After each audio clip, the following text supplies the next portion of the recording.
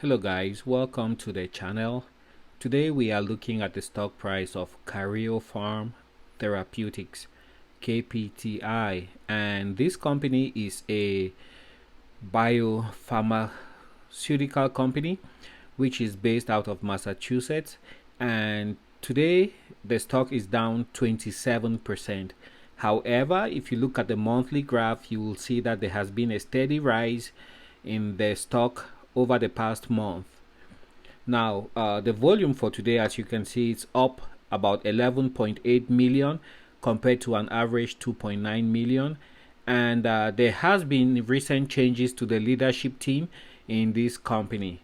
The exact catalyst for this drop is not yet known, but we will keep a close eye.